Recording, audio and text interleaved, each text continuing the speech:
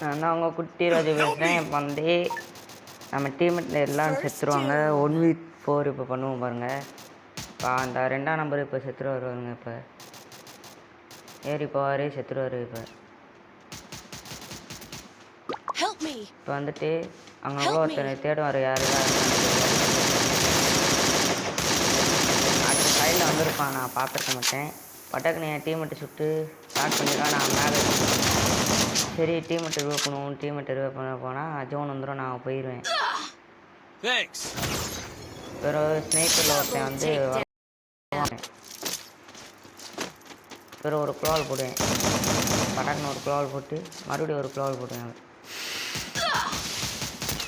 போட்டுட்டு இன்னொருத்தனை பேராப்பில் அடிக்க வருவான். அவனை போட்டு அடிக்க ஒரே படக்கம் போட்டு மேலே போவேன்.